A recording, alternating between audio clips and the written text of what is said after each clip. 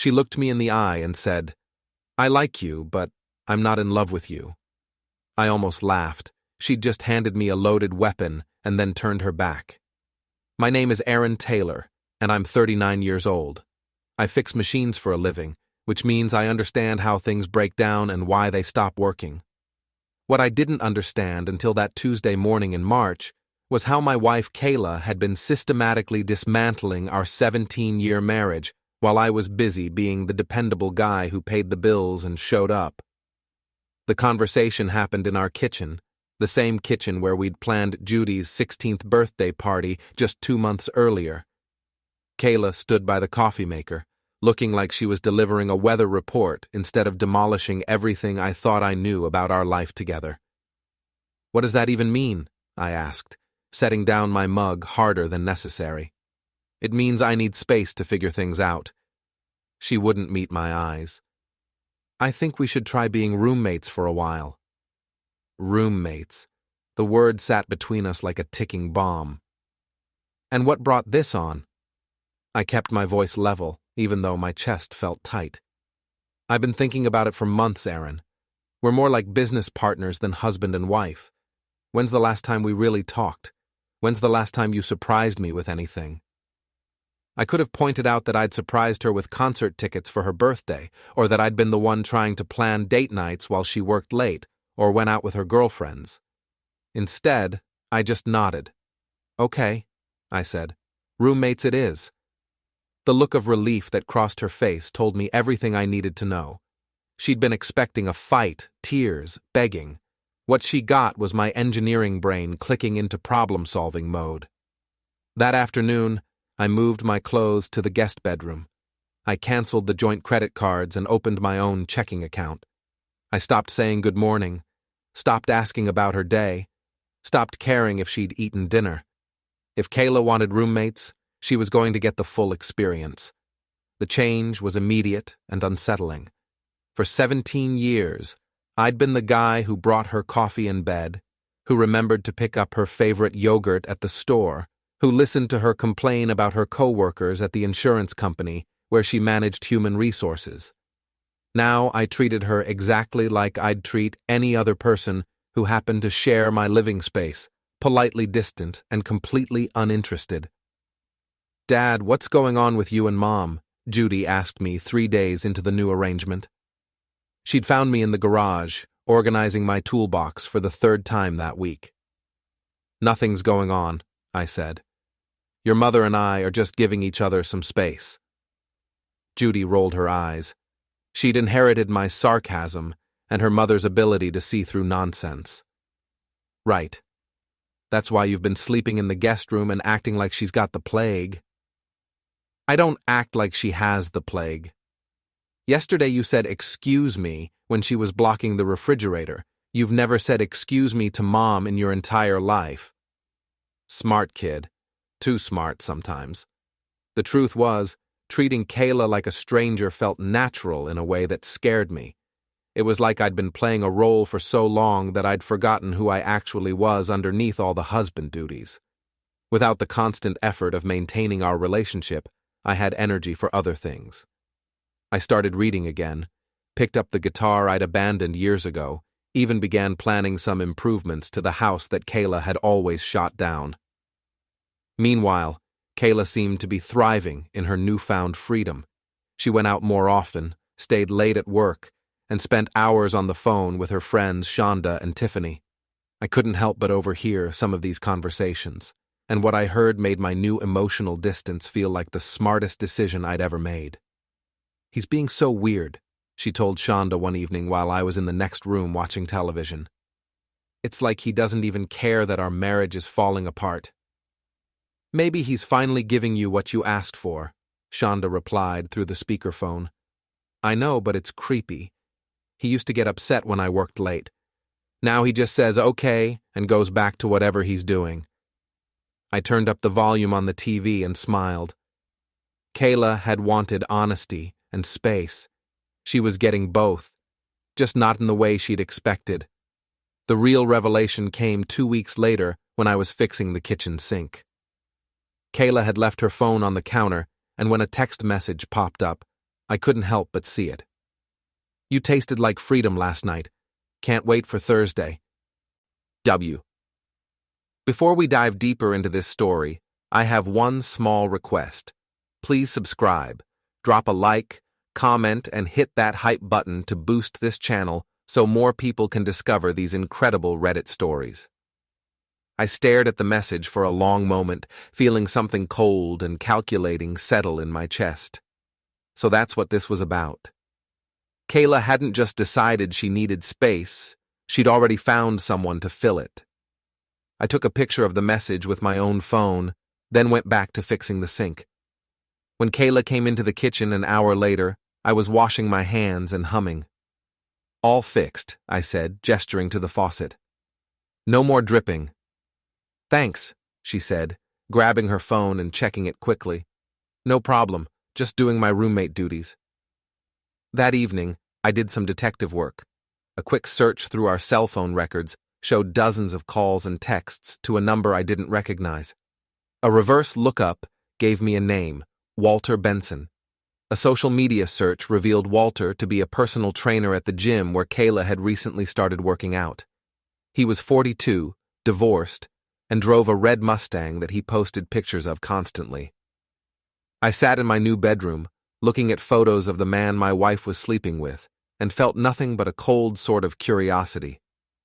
Walter looked exactly like what central casting would order for midlife crisis boyfriend.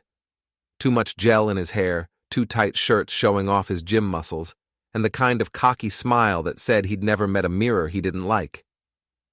The next morning, Kayla tried to start a fight over breakfast.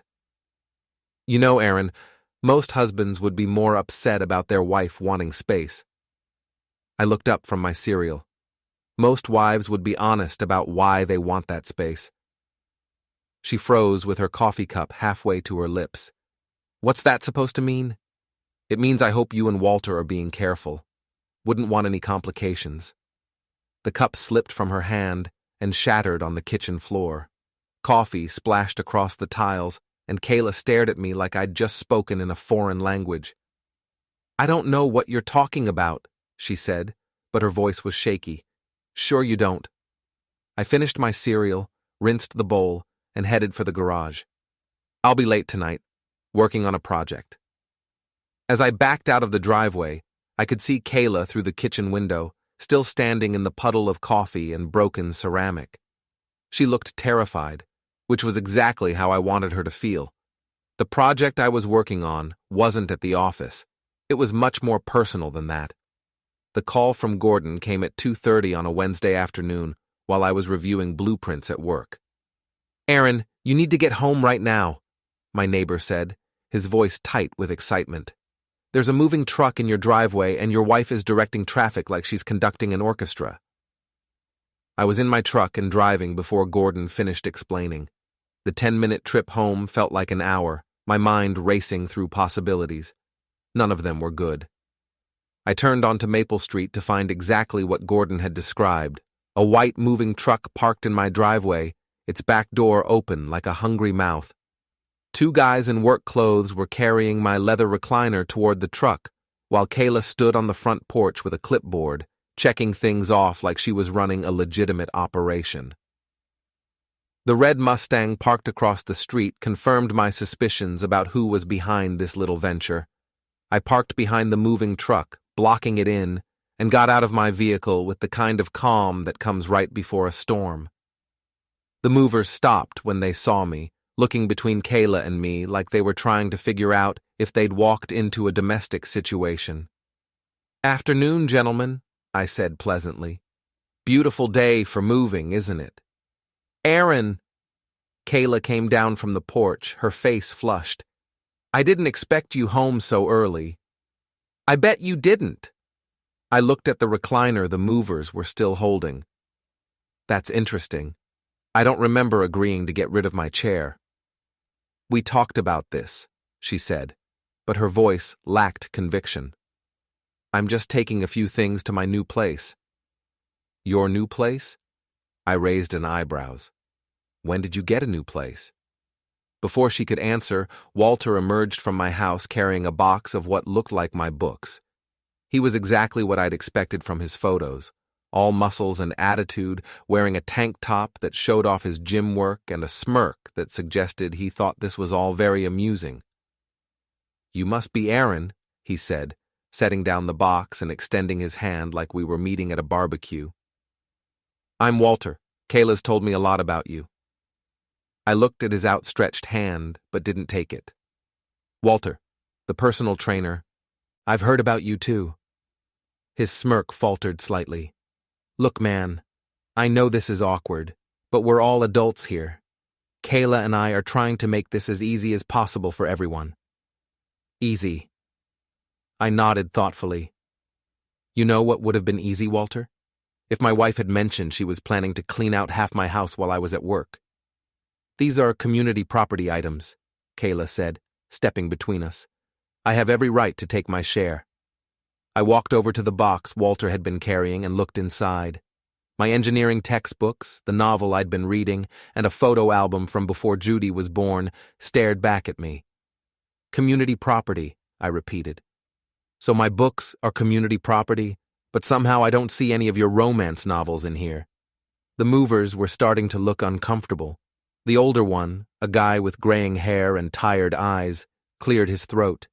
"Excuse me, folks, but we're going to need this sorted out before we can continue. We can't take stuff if there's a dispute about ownership." "There's no dispute," Kayla said quickly. "I gave you a list of what to take."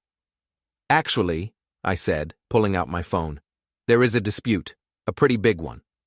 I dialed 911, keeping my eyes on Walter's face as I did it. His smirk disappeared entirely. "What are you doing?" Kayla demanded. "Calling the police. Because what you're doing is called theft, and what Walter's doing is called being an accomplice to theft." "You can't be serious," Walter said, but he was already backing toward his car. "Oh, I'm completely serious. You want to help my wife steal my belongings? Let's make it official." The movers immediately put down the recliner and stepped away from it like it was radioactive. The older one shook his head. "Lady, you didn't mention anything about this being a contested removal. We don't do domestic disputes." "It's not contested." Kayla's voice was getting shrill. "I'm his wife." "Being married doesn't give you the right to take whatever you want without permission," I said calmly. "Especially not with the help of your boyfriend." Walter's face flushed red. "Now wait just a minute." "No, you wait." I stepped closer to him, close enough that he had to look up slightly to meet my eyes. "You want to sneak around with my wife? That's between you and her and whatever's left of your conscience. But you want to come into my house and take my stuff? That's between you and me." For a moment, I thought he might actually try something. His hands clenched into fists, and I could see him calculating whether his gym muscles were worth testing against someone who'd spent 20 years doing actual physical work. But then the sound of sirens in the distance made the decision for him. "This is ridiculous," he muttered, but he was already heading for his Mustang. "Walter, don't leave," Kayla called after him, but he was already in his car and backing out of the driveway. Officer Riley arrived 5 minutes later, a middle-aged cop I recognized from neighborhood watch meetings. He listened patiently while Kayla explained that she was just trying to get her belongings, and then while I explained that she was trying to take things that weren't hers. "Ma'am," Officer Riley said finally, "do you have documentation showing these items belong to you specifically?" "They're community property," she repeated. "That may be, but until there's a legal separation or divorce decree, you can't just take whatever you want from the marital home without your husband's permission, especially not with help from a third party." I handed him the list Kayla had given the movers. Officer Riley looked it over and whistled softly. "Ma'am, this includes a television, a laptop computer, furniture, and what looks like several $1,000s worth of items. You can't take these without going through proper legal channels." "But I need somewhere to live," she said. And for the first time since this whole thing started, she sounded genuinely upset rather than just angry. "Then you should have thought of that before you started planning your exit strategy," I said. Officer Riley gave me a look that suggested I should dial back the sarcasm, but he didn't disagree with my point. In the end, Kayla left with 2 suitcases of her clothes and nothing else. The movers packed up their truck and left, shaking their heads and muttering about people who couldn't get their stories straight. Officer Riley took a report and suggested that Kayla and I might want to consider mediation before things got any more complicated. As the police car pulled away, I found myself standing in my driveway with Gordon, who had watched the entire drama unfold from his front porch. "Well," he said, "that was more excitement than we usually get on Maple Street. Sorry about that, Gordon. I know it's not what you signed up for when you decided to be a good neighbor." He waved dismissively. "Are you kidding? This is better than cable. Besides, someone needed to call you. That woman was about to clean out your entire house." I looked at my front door, standing open from all the activity. Yeah, she was. "You doing okay, Aaron? I mean, really okay?" I considered the question seriously. Was I okay? My wife had just tried to steal half my belongings with the help of her boyfriend. My marriage was over in everything but name. My daughter was caught in the middle of a situation that was about to get much worse before it got better. You know what, Gordon? I think I am okay. For the first time in a long time, I think I'm exactly where I need to be. That evening, Judy came home from school to find me rearranging the living room furniture. "Where's Mom?" she asked, dropping her backpack by the door. "Your mother is staying somewhere else for a while." Because of the thing with the moving truck? Gordon texted me about it. I stopped moving the coffee table and looked at my daughter. She was 16, not 6. She deserved honesty, even if it wasn't the whole truth. "Your mom and I are having some problems, Judy. We're probably going to separate officially." She nodded like she'd been expecting this. "Is it because of Walter?" The question hit me like a punch to the stomach. "You know about Walter?" "I'm not stupid, Dad. Mom's been acting weird for months, and then suddenly she's at the gym all the time and talking about finding herself or whatever.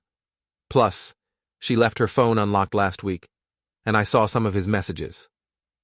I sat down heavily on the couch. "I'm sorry you had to find out that way." "I'm not sorry." Judy's voice was matter-of-fact. "I'm sorry Mom's being such an idiot, but I'm not sorry I know the truth. Are you going to fight her for custody?" "Do you want me to?" She considered this seriously. "Yeah, I do. Mom's been so focused on her drama that she forgot she has a daughter. You're the one who comes to my games and helps with homework and actually pays attention when I talk. If you want me to choose, I choose you." I felt something loosen in my chest, a tension I hadn't even realized I was carrying. "It might get ugly, Judy. Your mom isn't going to make this easy." "When has Mom ever made anything easy?" She picked up her backpack and headed for the stairs. "Besides, I'm pretty sure you can handle whatever she throws at you. You handled today pretty well." As I listened to her footsteps on the stairs, I realized that Judy was right. I had handled today well. Better than well, actually. For the first time in months, I'd felt like myself. Not the accommodating husband, not the guy who avoided conflict to keep the peace, but the man I'd been before I'd gotten so comfortable being comfortable. I pulled out my phone and looked at the photo I'd taken of Walter's text message. Then I scrolled through my contacts until I found the number for the best divorce attorney in town. Kayla wanted to play games? Fine. But she was about to learn that some games have consequences she hadn't considered. The beauty of living in a small town is that everyone knows everyone else's business. The curse of living in a small town is exactly the same thing. I'd always seen the local gossip network as something to avoid, but now I was beginning to understand its potential as a weapon. It started small. A casual mention to Mike, my buddy from work, about how Kayla had tried to clean out the house while I was gone. Mike told his wife Janet, who told her sister, who told 3 people at the grocery store. By the weekend, half the neighborhood knew that Kayla Taylor had tried to steal her husband's furniture with help from her personal trainer boyfriend. "The thing is," I explained to Gordon while we stood in his driveway Saturday morning, "I never said she was having an affair. I just mentioned that her personal trainer helped her try to move my stuff." Gordon nodded sagely. People can draw their own conclusions. Exactly. I can't help it if people are naturally suspicious. The real breakthrough came when I ran into Shonda at the hardware store. Kayla's best friend and biggest enabler looked uncomfortable when she saw me, which told me she knew more about the situation than she probably wanted to. "Aaron," she said, clearly wishing she could disappear behind the paint display. "How are you holding up?" "Oh, I'm doing great," I said, loading a can of wood stain into my cart. "Really great, actually. It's amazing how much energy you have when you're not constantly worried about what your spouse is doing behind your back." Shonda's eyes widened. "I'm sure Kayla never meant for things to get so complicated." Complicated. I nodded thoughtfully. That's one way to put it, though I guess it's less complicated when everyone's honest about what they want. Like, if someone wants to be with their personal trainer, they should probably mention that before they try to move out half the house. "She told you about Walter." The question slipped out before Shonda could stop herself, and I saw the moment she realized her mistake. "She didn't have to tell me," I said gently, "but I appreciate you confirming it." I left Shonda standing in the paint aisle, looking like she'd just accidentally confessed to a crime. The next phase required more direct action.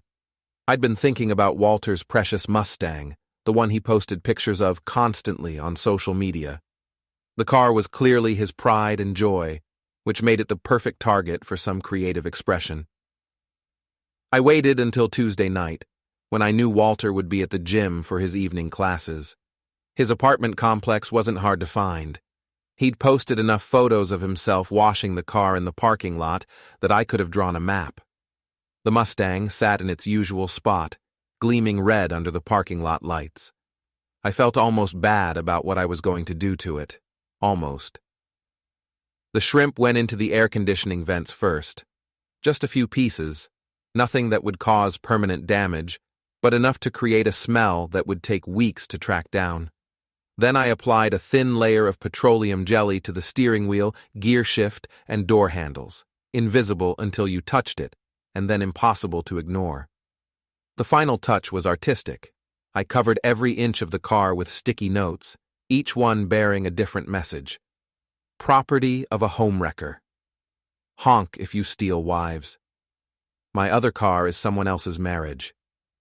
Caution. Driver breaks up families. I worked quickly and quietly, and I was back home within an hour. The next morning, I made sure to drive past Walter's apartment complex on my way to work. The Mustang looked like a yellow paper sculpture, and Walter stood next to it holding his phone, presumably calling someone for help. Even from a distance, I could see the petroleum jelly shining on his hands. I allowed myself a small smile and continued to work. The reaction was everything I'd hoped for and more. Walter, covered in sticky residue and reeking of rotting shrimp, stormed into my office building that afternoon, demanding to see me. Unfortunately for him, our receptionist Sandra had already heard the story through the local gossip network and was not impressed with his approach. "Excuse me?" she said in the tone she usually reserved for telemarketers. "But you can't just barge in here making demands." "I need to speak to Aaron Taylor right now," Walter said, his voice loud enough to carry through the entire office. "And you are?" "I'm Walter Benson." Sandra's expression shifted from professional politeness to barely concealed disgust. "Oh, you're the personal trainer." The way she said it made personal trainer sound like a communicable disease. I emerged from my office before things could escalate further, pulling out my phone to record the interaction. "Walter," I said pleasantly, "what brings you by, besides the smell?" "You know exactly why I'm here," he snarled. "What you did to my car was vandalism." "What I did to your car? I haven't been anywhere near your car. Though I did hear something about it being decorated. Community art project, maybe?" "Don't play stupid with me. I know it was you." "That's a serious accusation, Walter. Do you have any proof?" He stepped closer, trying to use his height and build to intimidate me. What he didn't realize was that I'd been dealing with angry customers and difficult contractors for 20 years.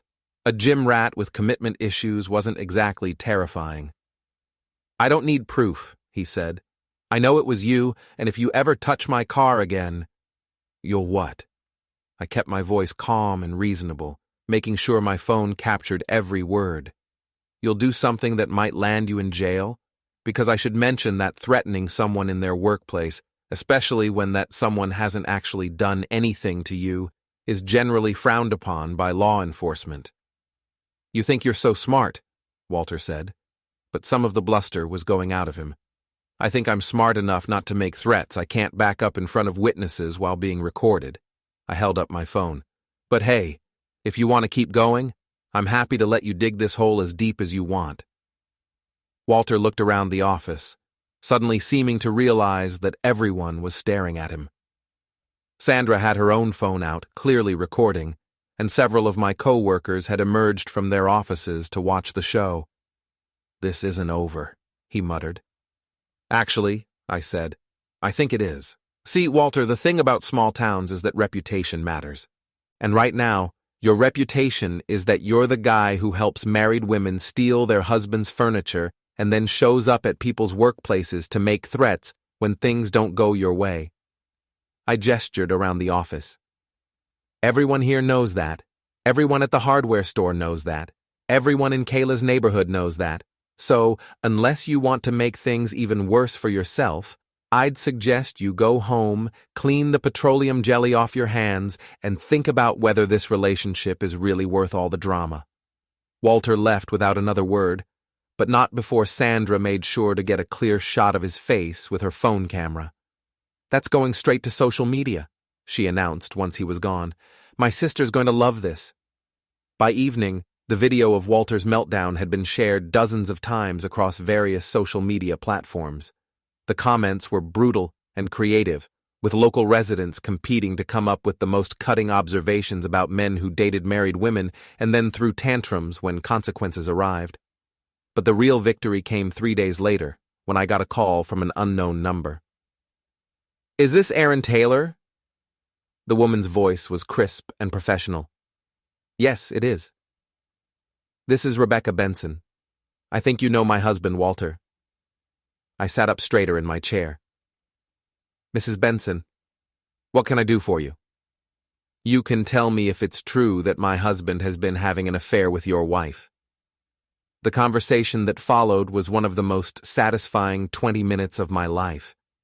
It turned out that Walter had been telling Rebecca he was working extra hours at the gym to save money for a vacation they'd been planning. The vacation, it seemed, was actually going to fund his new apartment with Kayla. "I appreciate your honesty," Rebecca said when I finished explaining what I knew. "Walter's been acting strangely for months, but I couldn't figure out why. This explains a lot.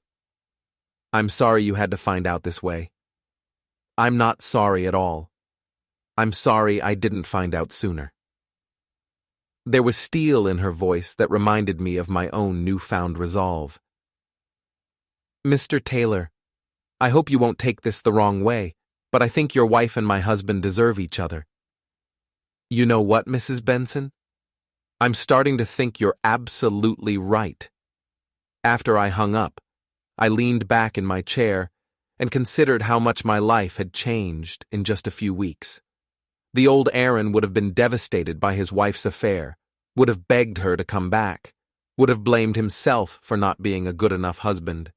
The new Aaron was having the time of his life. The divorce papers arrived on a Thursday morning, delivered by a process server who looked apologetic about the early hour. I signed for them while drinking my coffee, feeling oddly relieved that we'd finally made things official. Kayla was asking for half of everything, plus alimony, plus primary custody of Judy. Her lawyer had crafted a narrative that painted me as emotionally distant and controlling, someone who had driven his wife away through neglect and manipulation.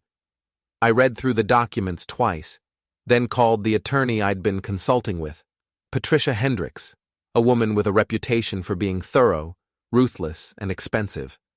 Worth every penny, according to everyone I'd talked to. "They're claiming emotional abandonment," Patricia said when we met that afternoon. They're saying you withdrew from the marriage and created a hostile environment in the home. Hostile environment. I shook my head. I treated her exactly the way she asked to be treated, like a roommate. That's actually going to work in our favor. We can argue that you were respecting her stated wishes for space and independence. Patricia made notes on her legal pad. What's their evidence for the custody claim? I have no idea. Judy wants to live with me, and I'm the one who's been handling most of her day-to-day needs for years. They'll probably try to paint you as vindictive because of the incident with the moving truck. You mean when I stopped my wife from stealing my belongings? Patricia smiled. Exactly. We'll need to document everything. Your involvement in Judy's school activities, medical appointments, daily routine. Can you do that? Already started. I pulled out a folder I'd been compiling. Soccer practice schedules, parent-teacher conferences, doctor visits, school events. I've been to every game this season. Kayla's missed the last 6 because of her gym schedule. This is good. Very good. Patricia flipped through the documentation. What about witnesses? Judy's coach, her teachers, our neighbors, my co-workers. Pretty much anyone who's interacted with our family in the last year can testify that I'm the involved parent. And what about Kayla's relationship with Walter? Can we prove that? I handed her another folder. Text messages, phone records, witness statements, and photos of them together. Plus, Walter's wife is filing for divorce and citing adultery. She's willing to testify if needed. Patricia's smile widened. Aaron, I have to say, you've done more preparation than most of my clients do in 6 months. Are you sure you're not a lawyer? I'm an engineer. When I see a problem, I gather data and find the most efficient solution. The first salvo in the custody battle came the following week, when Kayla picked Judy up for what was supposed to be a routine dinner. Instead of bringing her home at 9 as agreed, Kayla kept her overnight and then took her to school the next morning. When I called to ask what was going on, Kayla's response was cool and calculated. I'm exercising my parental rights, she said. Judy needs to spend more time with me so she can adjust to the new situation. The new situation where you're living in your boyfriend's apartment? Walter and I are just friends, and where I live is none of your business. But Judy had a different perspective when she came home the next afternoon. Dad, that was so weird, she said, dropping into the kitchen chair with the dramatic flair that only teenagers can manage. Mom kept asking me all these questions about whether you've been angry or mean or controlling. She wanted me to say you've been acting scary since she moved out. And what did you tell her? The truth, that you've been happier and more relaxed than you've been in months, that you actually seem like yourself again. Judy grabbed an apple from the fruit bowl. She didn't like that answer. I bet she didn't. Then Walter tried to be all buddy-buddy with me, asking about school and my friends like he actually cares. It was gross. He kept calling Mom babe and acting like they're some kind of power couple. I felt a flash of anger at the thought of Walter trying to play stepfather to my daughter, but I kept my voice neutral. How do you feel about all of this, Judy? Really? I feel like Mom's lost her mind, and I don't want to be part of whatever weird fantasy she's living. Judy's voice was matter-of-fact, but I could see the hurt in her eyes. She used to be fun, you know. Now she's just desperate. It's embarrassing. The next phase of Kayla's strategy became clear the following week, when she filed a motion claiming that I was alienating Judy against her and creating an unhealthy environment. According to the court documents, I was manipulating our daughter and poisoning her against her mother. Patricia was not impressed. This is a desperate move, she said. They're trying to flip the narrative because their original strategy isn't working, but it's going to backfire. How can you be sure? Because they're going to have to put Judy on the stand to prove their case, and based on what you've told me, that's not going to go the way they want. The hearing was scheduled for the following month, but before we got there, Kayla made one more attempt to stack the deck in her favor. She and Walter showed up at the house one evening, while I was at a work meeting, ostensibly to get more of her belongings. What they were actually doing was searching through my home office and garage, looking for anything they could use against me. Unfortunately for them, I'd installed a security system after the moving truck incident, and every moment of their little reconnaissance mission was captured in high-definition video. The footage was remarkable in its stupidity. Walter could be seen going through my desk drawers while Kayla searched my computer files. At one point, she actually pocketed a flash drive from my desk, apparently thinking it might contain something incriminating. What it actually contained was backup files from a work project, but the theft was still theft. I called Officer Riley, who was becoming a regular fixture in my domestic drama, and filed a report. When confronted with the video evidence, Kayla claimed she was just looking for personal items she'd forgotten. "Ma'am," Officer Riley said patiently, "your personal items wouldn't be in your husband's desk drawers or computer files." The breaking and entering charges were dropped in exchange for Kayla returning the flash drive and agreeing to stay away from the house except for scheduled visits with Judy. But the damage to her credibility was done. "This is perfect," Patricia said when I showed her the security footage. "It demonstrates exactly the kind of judgment we're dealing with. No family court judge is going to award primary custody to someone who breaks into their ex-spouse's house to go through their private papers." The custody hearing itself was almost anticlimactic. Kayla's lawyer tried to paint me as cold and manipulative, but their case fell apart when they couldn't produce any evidence to support their claims. Meanwhile, I had documentation, witnesses, and video evidence of my ex-wife's increasingly erratic behavior. The final blow came when the judge asked to speak with Judy privately. I wasn't in the room for that conversation, but based on the expression on Kayla's face when Judy emerged, it hadn't gone well for her side. "The court awards primary custody to the father," Judge Morrison announced. "The mother will have supervised visitation every other weekend, pending completion of counseling to address the behavioral issues that have been documented in this case." Supervised visitation. Kayla looked like she'd been slapped. As we left the courthouse, Patricia put a hand on my shoulder. "That went better than I expected. Supervised visitation is unusual unless there are serious concerns about the parent's judgment. What happens now?" "Now you focus on being the best father you can be, and you let Kayla figure out how to rebuild her relationship with her daughter, if she can." That evening, Judy and I celebrated with pizza and a movie. As we sat on the couch, sharing a bowl of popcorn and watching something mindless on television, I realized that this was what happiness felt like. Not the desperate, anxious happiness of trying to hold a failing marriage together, but the quiet satisfaction of knowing that you've protected what matters most. "Dad," Judy said during a commercial break. "Yeah? I'm proud of you, for standing up to Mom and Walter and all their nonsense, for not letting them push you around. I'm proud of you too, kiddo. This couldn't have been easy." "It wasn't, but it was worth it." She settled back against the couch cushions. "Besides, someone had to be the adult in this situation, and it obviously wasn't going to be Mom." I laughed, recognizing my own sarcasm in her voice. "When did you get so wise?" "I learned from the best," she said, and went back to watching the movie. Outside, it was starting to rain, but inside, everything was exactly as it should be.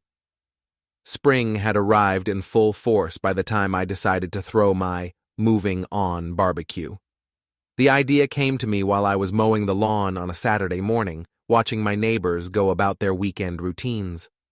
For months, I'd been the subject of local gossip and speculation. Now it was time to control the narrative once and for all. I spent 2 weeks planning the event, sending invitations to everyone in the neighborhood, plus my coworkers, Judy's friends and their parents, and even some of Kayla's relatives who had been supportive during the divorce proceedings. The invitation was simple. Aaron Taylor invites you to celebrate new beginnings with food, drinks, and the whole truth. The whole truth part was what I was counting on to draw a crowd.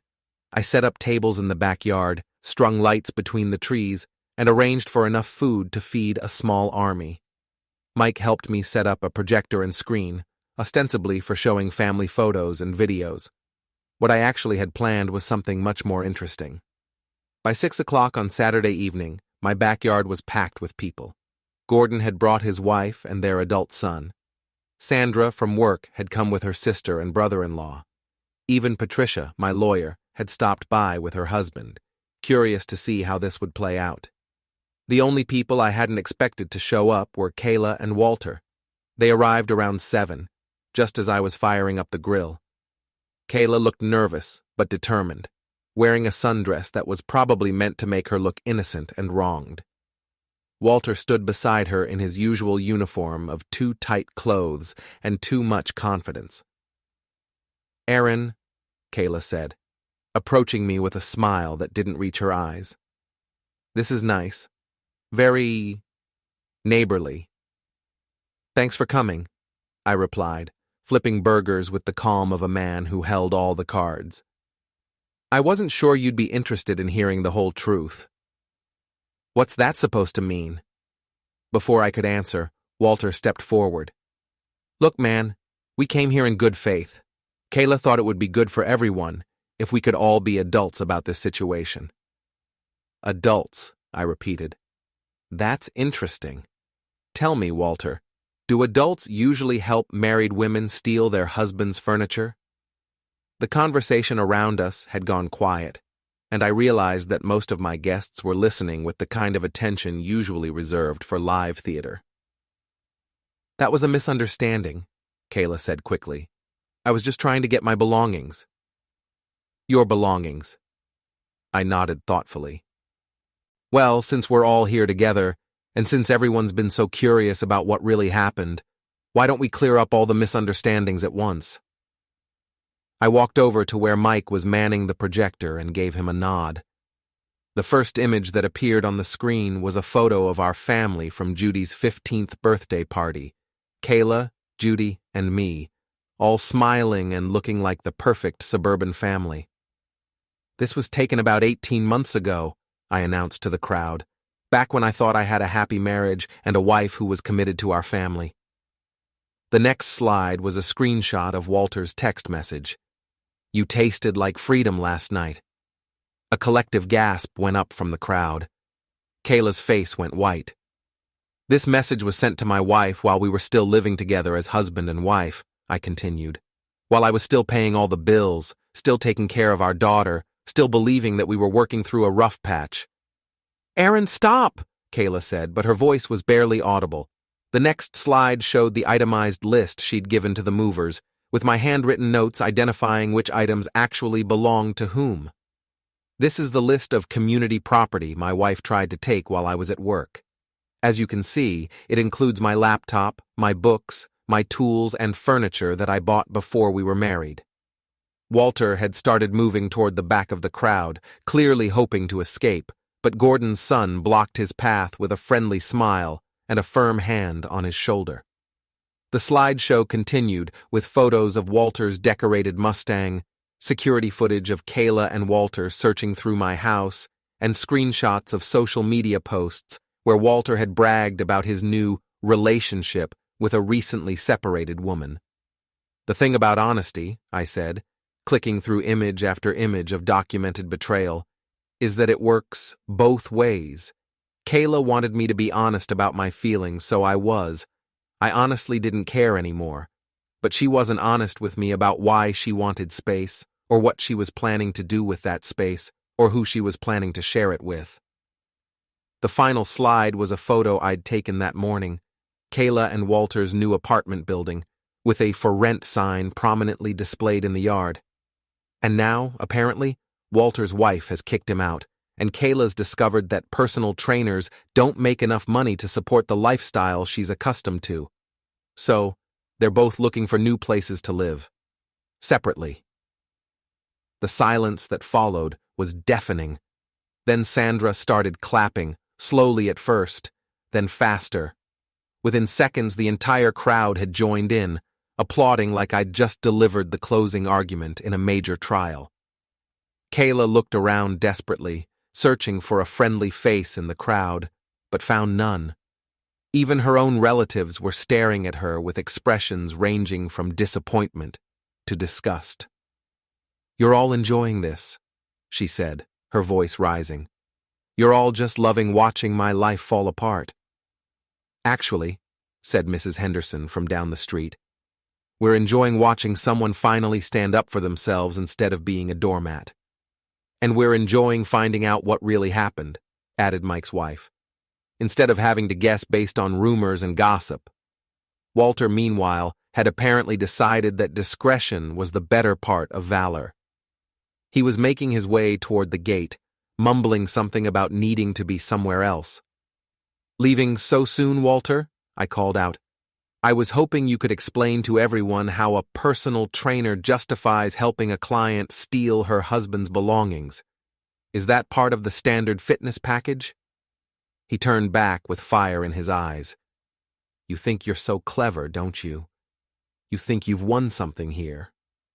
I think I've learned something important about the difference between winning and just not losing." I set down my spatula and walked toward him. "See, Walter, I spent months thinking I was losing my wife. Turns out I was just getting rid of a problem I didn't know I had." "You're pathetic," he snarled. "No wonder she wanted someone else." "Maybe, but I'm pathetic with full custody of my daughter, half of everything we owned, and a house full of people who respect me for handling this situation with dignity." I gestured around the crowd. "What are you, Walter?"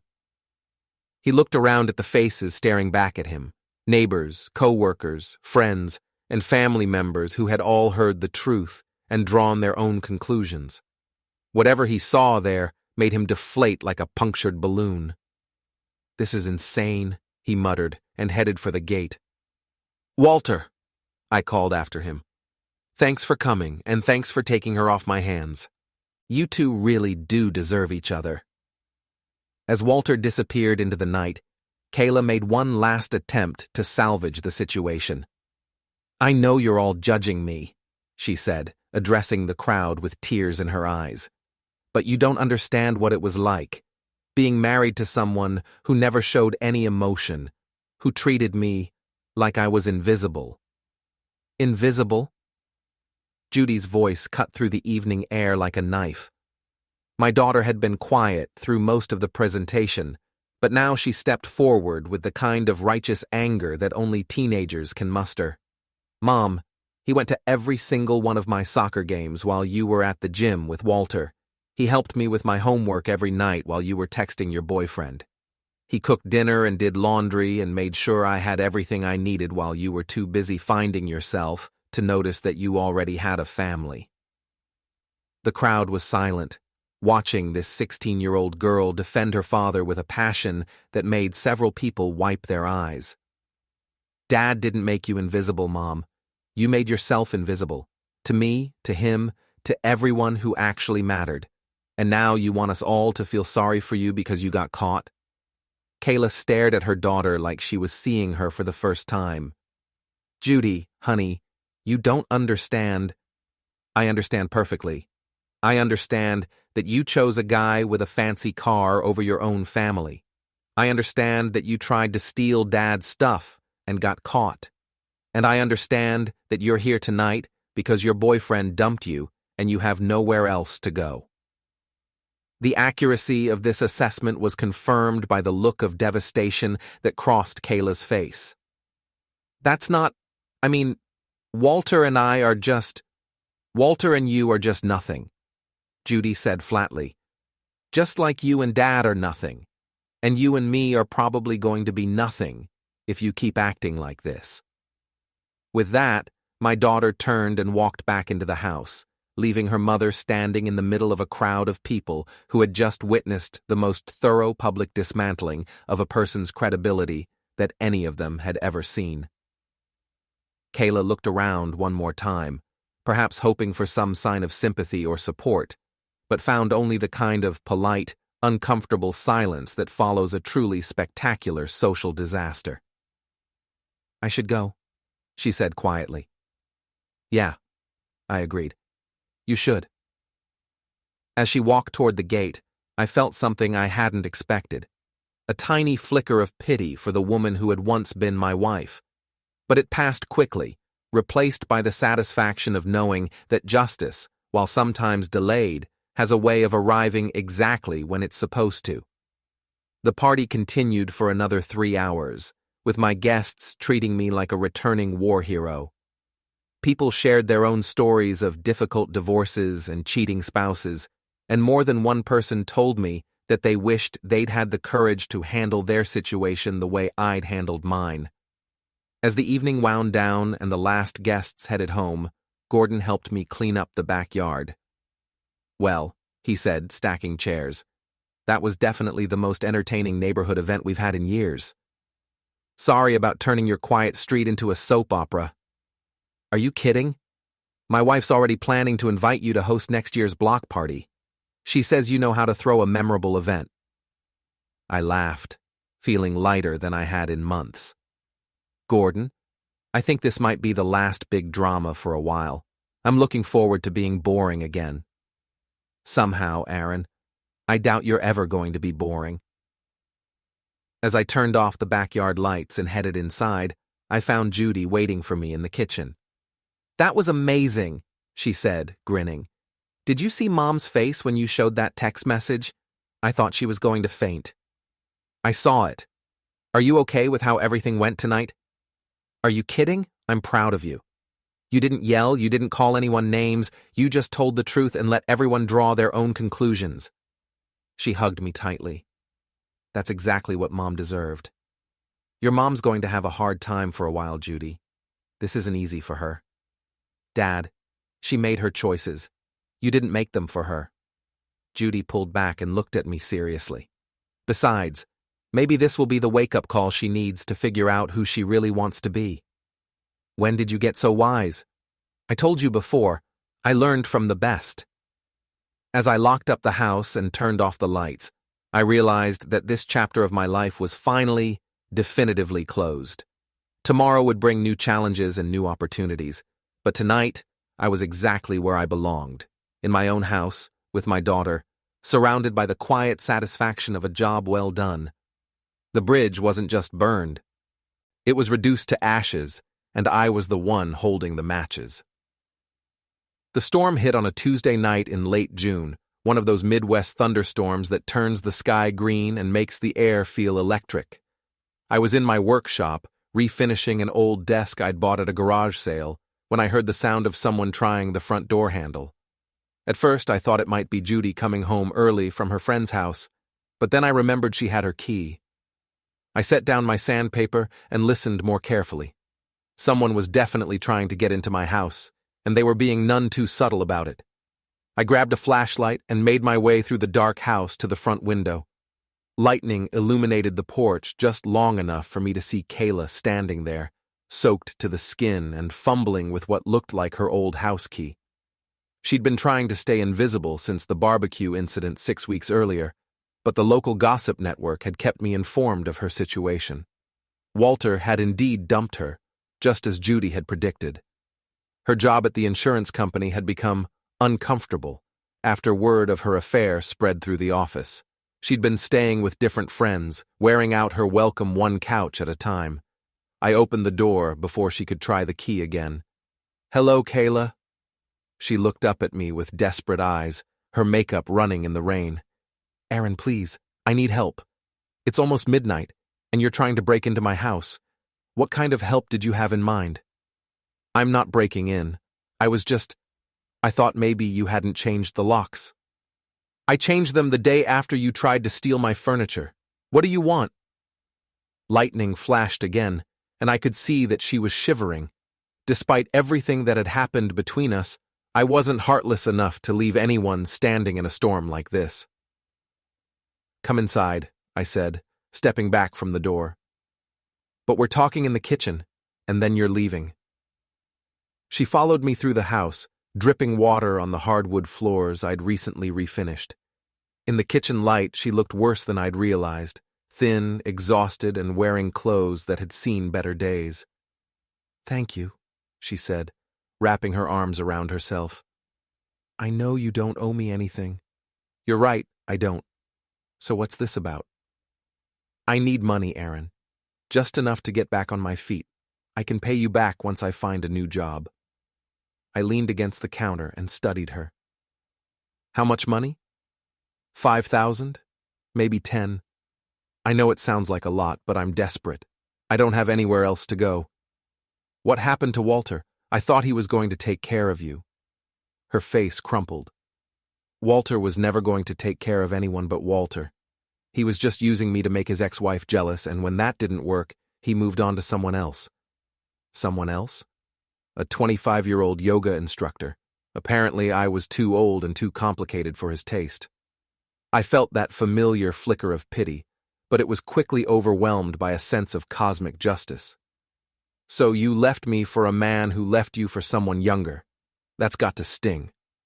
Don't. Her voice was sharp. Don't act like you're better than me just because things worked out for you. Things worked out for me because I didn't abandon my family for a midlife crisis with muscles. I made a mistake, Aaron. A big one. But I'm still Judy's mother, and I'm still the woman you were married to for 17 years. That has to count for something. I considered this. She was right, that our shared history meant something, even if that something wasn't what she hoped it would be. It counts for this conversation, I said finally. It counts for me not calling the police when I found you trying to break in, but it doesn't count for $10,000. 5,000 then. Please. Kayla, even if I wanted to help you, which I don't, giving you money would be the worst thing I could do. You need to figure out how to solve your own problems instead of looking for someone else to rescue you. So that's it? You're just going to let me end up homeless? You're not going to end up homeless. You're going to figure out how to take care of yourself, probably for the first time in your adult life. She stared at me like I'd slapped her. You really hate me, don't you? No, Kayla, I don't hate you. I don't feel anything about you at all, and that's the difference between us. You're still looking for someone to blame for your choices. I've moved on. Before she could respond, we heard the sound of a car door slamming outside, followed by heavy footsteps on the porch. Someone started pounding on the front door with enough force to rattle the windows. Aaron! Walter's voice carried through the storm. I know she's in there! Open the door. Kayla went pale. Oh no, he followed me here. Why would he follow you here? Because I might have taken some things from his apartment when I left. Things he probably wants back. I closed my eyes and counted to 10. What kind of things, Kayla? Just some cash he had lying around and maybe his watch. And his laptop. You stole from him. I didn't steal anything. He owed me for all the money I spent on groceries and utilities. The pounding on the door intensified, and Walter's voice got louder. I'm not leaving until I get my stuff back. I looked at my ex-wife, standing in my kitchen, dripping wet and admitting to theft, and realized that some people never learn from their mistakes. They just find new ways to make the same ones over and over again. Stay here, I told her, and went to answer the door. Walter stood on my porch like an avenging angel, his hair plastered to his head, and his eyes wild with rage. Behind him, his precious Mustang sat in my driveway with the engine running. Where is she? He demanded. She's here, but you're not coming into my house. She stole from me, Aaron. She took my laptop and $500 in cash. Then call the police. I want my stuff back first. That's between you and her, but it's not happening in my house. Walter tried to push past me, but I blocked his way. He was bigger than me and probably stronger, but I had the advantage of not being completely insane with anger. Move, he said, his voice low and dangerous. No. For a moment, I thought he might actually try to fight me. His hands were clenched into fists, and I could see him calculating his chances. But then Kayla appeared behind me, holding Walter's laptop and a wad of cash. Here, she said, thrusting the items toward him. Take your stupid stuff and leave me alone. Walter grabbed the laptop and money, but he wasn't done. You think you can just take whatever you want from people? You think there are no consequences? Rich words from someone who helped her try to steal my furniture, I pointed out. That was different. How was it different? Because she was my girlfriend then. And now? Walter looked at Kayla with undisguised contempt. Now she's nobody, just another middle-aged woman who thought she could trade up and found out she was wrong. The cruelty of the statement hit Kayla like a physical blow. She actually staggered backward, and for a moment I thought she might collapse. "Get off my property," I told Walter. "Now." "Gladly. This whole situation is pathetic." He turned to go, then looked back at Kayla one more time. "By the way, your daughter was right about you. You really did choose a guy with a fancy car over your own family. How's that working out for you?" With that, he stalked back to his Mustang and roared off into the night, leaving Kayla and me standing in my doorway watching his taillights disappear. "Well," I said after a moment, "that was unpleasant." Kayla was crying now, great heaving sobs that shook her whole body. "He's right. Judy was right. You were right. I gave up everything for nothing." "Yeah, you did. Aren't you going to tell me it's going to be okay? That I can fix this somehow?" I considered lying to her, offering some false comfort that might make her feel better. But we were past the point of polite fiction. "I don't know if you can fix this, Kayla. You burned a lot of bridges, and some of them can't be rebuilt. So what am I supposed to do?" "You're supposed to figure it out. You're supposed to learn from this and do better next time." "What if there is no next time?" "Then you'll have learned a very expensive lesson about the difference between what you want and what you actually need." She wiped her eyes and looked at me with something that might have been respect. "You really have changed, haven't you? The old Aaron would have tried to fix this for me. The old Aaron was an enabler who thought that keeping the peace was more important than standing up for himself. The new Aaron knows better. I should go." "Yeah, you should." She walked to the door, then turned back. "Aaron, for what it's worth, I'm sorry. Not just for tonight, but for all of it. You deserved better than what I gave you." "Yes, I did. But you know what? I got better. I got my daughter's respect. I got a house that's actually mine. And I got the peace of mind that comes from knowing I don't have to wonder what you're really doing when you say you're working late. I hope you'll be happy. I already am." After she left, I stood in my doorway, watching the storm rage outside. Lightning illuminated the street in brief, stark moments, and I could see the damage the wind had done to trees and power lines. By morning, there would be cleanup work to do, repairs to make, and normal life to restore. But inside my house, everything was exactly as it should be. Judy was safe at her friend's house. My workshop project was waiting for me to finish it. My life was my own, free from the drama and chaos that had defined it for so many months. I locked the door, turned off the lights, and went back to my workshop. The desk wasn't going to refinish itself, and I had all the time in the world to do it right.